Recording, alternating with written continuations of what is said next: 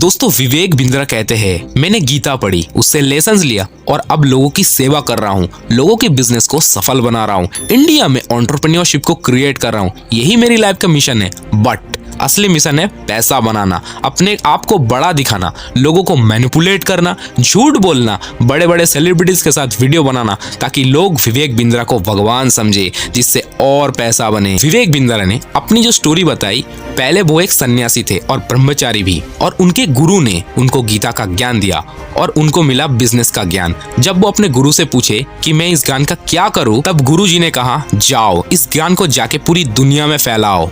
वैसे अगर हम विवेक बिंद्रा की एजुकेशन की बात करें तो वो बीबीए किया हुआ है सेंट जेवियर्स कॉलेज दिल्ली से और एमबीए किया हुआ है MIT यूनिवर्सिटी ऑफ नोएडा से, और उसके बाद उन्होंने PhD किया हुआ है फिलोसफी में कोलंबो से। For some reason we don't know. Starting में विवेक बिंद्रा ने बहुत मेहनत करके अपना एक बिजनेस बनाया। उनका बिजनेस मॉडल सिंपल था, जेन्युइन था। वो कंपनीज को corporate training and business training provide करते थे। बेसिकली कंपनीज उनको इनवाइट करती थी और वो वहां जाके सेमिनार लेते थे। इसमें वो कंपनीज की एम्प्लॉय को मोटिवेट करते थे, कॉन्फिडेंस विथ पैशन। और दूसरा, वो लोगों को कहानियां सुना के मोटिवेट करते थे और ज्ञान देते थे। फॉर एग्जाम्पल MLM कंपनीज वो उनको बुला के बोलती थी, आप ऑडियंस को मोटिवेट कर, और ये वो ही कर देते थे।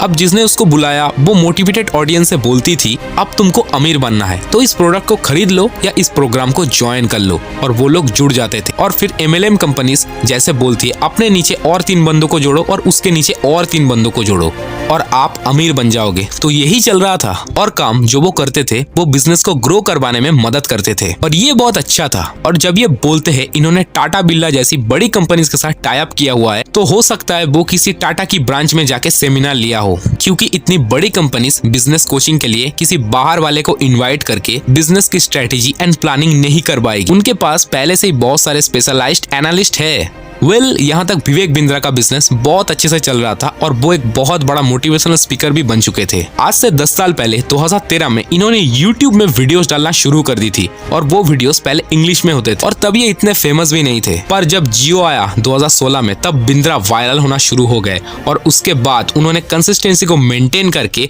रेगुलरली YouTube पर वीडियोस अपलोड करते थे। सेमिनार एंड ऑडियंस बनाने का मौका उन्हें यहाँ दिखा, और उसके बाद उन्होंने YouTube पे फोकस किया। जब इंडिया में कोई सेल्फ हेल्प कंटेंट नहीं बना रहा था, तब उन्होंने सेल्फ हेल्प कंटेंट बनाना शुरू किया, और तब उन्हें अच्छे व्यूज आते थे। 2018 में उनके 1 मिलियन सब्सक्राइबर कंप्लीट हुए। तब उन्होंने बिजनेस से लेके ब्रेकअप कैसे हैंडल करे, ये सारी चीजें अच्छे से बता चुके थे। इस टाइम में इनके काम में कोई अड़ंगा नहीं था, सब सही चल रहा था। बहुत मेहनत किए थे to establish a big motivational brand and personal brand. लेकिन फिर हुआ प्रॉब्लम। जब YouTube में 10 मिलियन 20 मिलियन व्यूज आना शुरू हुए, तब झूठ बोलने पे उतर आए विवेक बिंद्रा। इसने टाइम के साथ बिजनेस वीडियो कम कर दिए और मोटिवेशनल कंटेंट बहुत ज्यादा बढ़ा दिए। ऐसे मोटिवेशनल कंटेंट जिसपे वो कहानियां सुनाते थे, पर हद तो तब हो गई जब वो झूठे कहानियां सुनाने लगे, ताकि ज्यादा से ज्यादा ऑडियंस रिटेंशन मिले और वीडियो एंगेजिंग और इंटरेस्टिंग भी बने। जैसे शहीद भगत सिंह की वीडियो में ये बोलते हैं, भगत सिंह ककोरी कांड करने चले गए, बल्कि तब भगत सिंह ने Hindustan socialized republic association join ही नहीं किया था। और भी काफी सारे कहानी जिसका आज तक कोई प्रूफ ही नहीं मिला। वीडियो में चिल्ला चिल्ला के बोलते थे ताकि लोग बस मोटिवेटेड फील करे, ऑडियंस रिटेंशन मिलता जाए और ज्यादा से ज्यादा व्यूज आते रहे।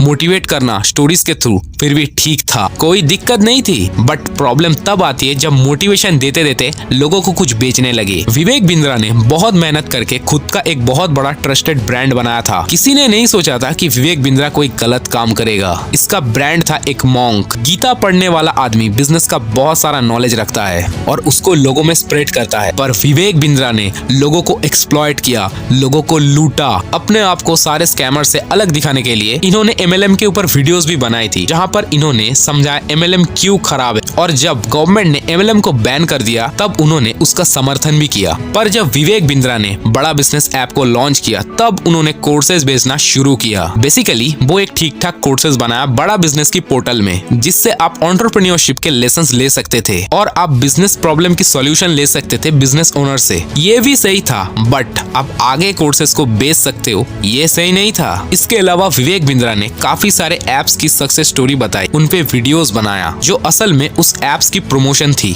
और उसमें भी बहुत लोगों ने अपना पैसा लूज किया और विवेक बिंद्रा ने IVC की शुरुआत की। कोई भी इस कोर्स को लेके इंडिपेंडेंट बिजनेस कंसल्टेंट बन सकता है, बट कैसे? सबसे पहले आप इन प्लान्स को ज्वाइन करेंगे, उसके बाद जब आप इस चीज को बेचोगे तब आपको कमीशन मिलेगा और जिसको बेचोगे वो भी किसी को बेचेगा तो भी आपको कमीशन मिलेगा। कमाल की बात तो ये है कि इस चीज को प्रमोट करने के लिए विवेक बिंद्रा ने अपने जेब से एक पैसा भी खर्चा नहीं किया। जब कोई बंदा 50,000 1 लाख खर्चा करके इसको खरीदता था तब वो सोचता है उसे बिजनेस का ज्ञान मिलेगा, वो बहुत बड़ा बिजनेस क्रिएट कर पाएगा और बहुत सारे पैसे छापेगा। पर रियलिटी में हुआ क्या? आप एक ट्रैप में फंस गए जिसमें आपको उस कोर्सेज को आगे बेचते चले जाना है बिजनेस के नाम पे। क्या यही बिजनेस होता है? और आपको सिखाया जा रहा है आप दूसरों को कैसे बेच सकते हो। क्या आप सेल्समैन हो? यस, क्योंकि आप वही तो कर रहे हो। हमें मेल्स आ रहे हैं, वीडियो की कमेंट सेक्शन भरा पड़ा है कि हमें फंसा गया है, हमारे पैसे डूब गए और ये MLM है वगैरह वगैरह। जैसे MBA चाय वाला ने अपना एक ब्रांड बनाया था और वो फ्रेंचाइजीज बेची और वो फेल क्यों हुआ? कोई प्रोडक्ट ना होने की वजह से जो फ्रेंचाइजीज में प्रॉफिट जनरेट कर पाए। वैसे ही विवेक बिंद्रा का एक ब्रांड है और लोग उन पर बहुत ट्रस्ट करते हैं, जहाँ पे वो कोर्सेज बेचते हैं और लोग कोर्सेज खरीद के फंस जाते हैं और विवेक बिंद्रा पैसे कमाते हैं। अगर कोई इस ब्रांड को तोड़ दे